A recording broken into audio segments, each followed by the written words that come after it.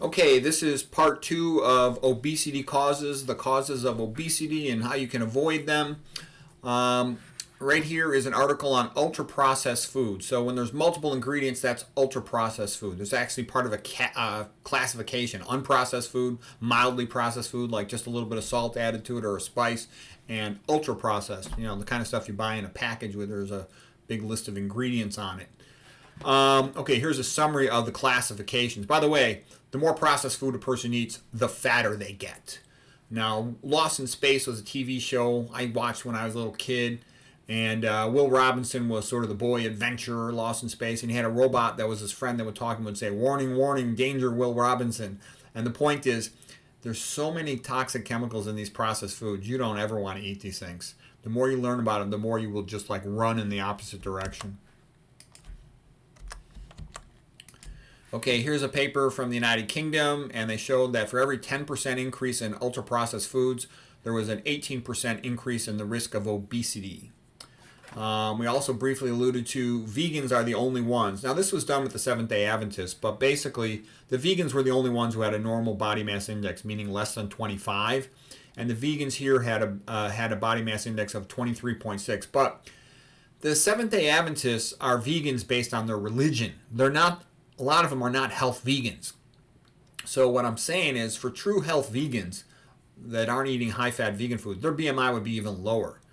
Then when you start going to the lacto-ovo vegetarians, BMI is going up, pesco vegetarians goes up, and then semi-vegetarians, non-vegetarians, etc. just goes up, up, up. Plus, the more obesity, the more hypertension, the more diabetes, the more all health problems. All right. You know, all of America's kind of like in this phase of modern cultural brainwashing and stupidity where they're like, well, I don't want to be an extremist. I don't want to be, an absolutist about this. No, there's the Ten Commandments in the Old Testament for good reason. There's some things you should not do. And once you understand nutrition, if you want to be healthy, you want to avoid meat. You want to avoid oil. I realize there might be special circumstances. You're out at your mother-in-law's house and they made some food for you and there's nothing else to eat, so maybe you got to eat it a little bit, or you're at a business lunch and you're offered something by your client and maybe you got to eat it a little bit. But for the vast majority of the time, you're probably eating at home or you're making your own lunch, and you should do everything as healthy as you can if you want to optimize your health. So anyways, classic comparison from epidemiology is the northern Mexico Tarahumara. They live in the Sierra Madre Mountains by Copper Canyon. In comparison with the Pima Indians live in Arizona. They were separate. These two populations used to be together, but they were separated after the Mexican-American War, 1848. Pima were absorbed into Arizona. They now eat the standard American diet, and they have tremendous obesity.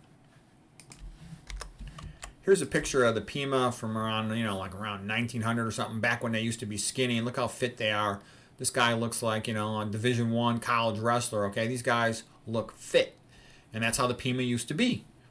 And that's how the Tarahumara still are today.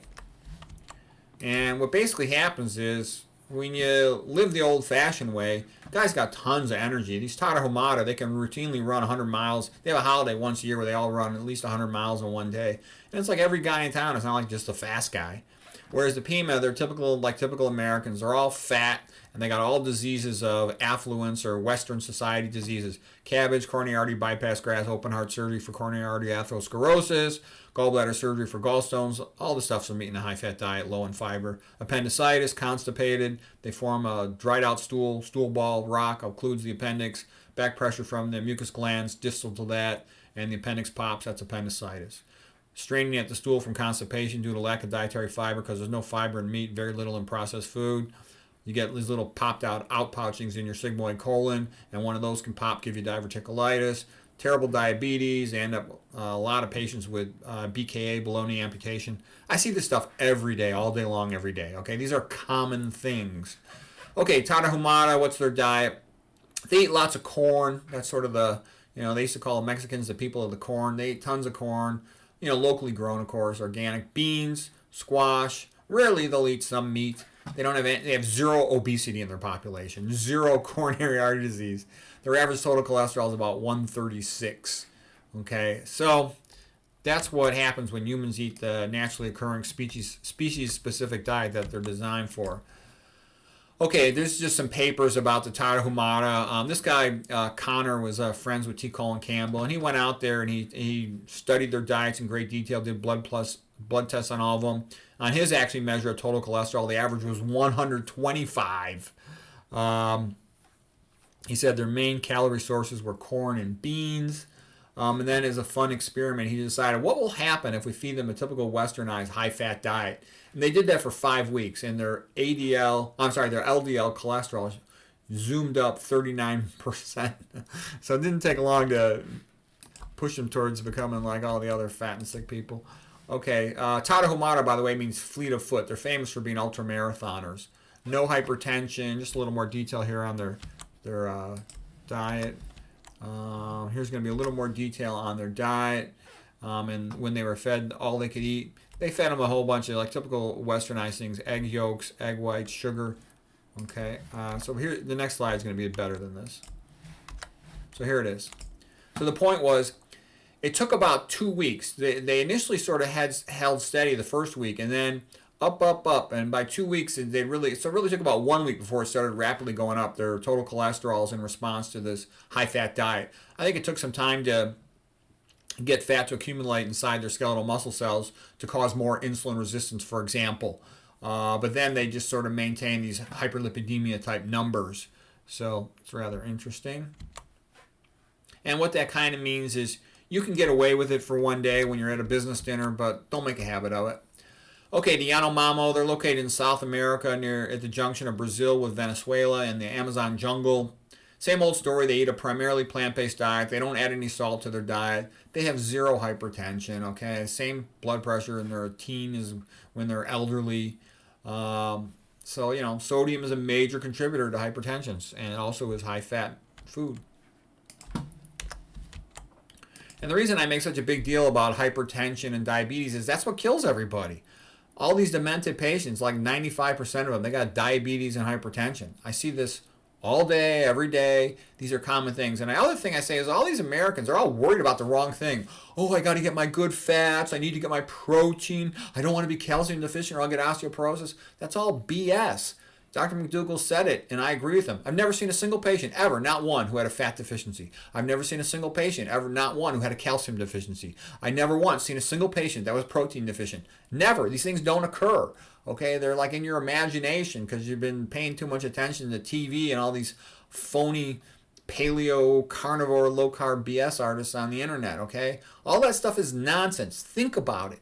If you were to become low-fat vegans, you would be healthy most likely. If you were healthy, no one could make money off you. You need to be fat and sick in order to get you hooked on pills and get you going for surgeries, buying wheelchairs and canes and all this stuff. That's what happens to fat, sick people that are hypertensive, diabetics that don't ever turn it around and go vegan, okay?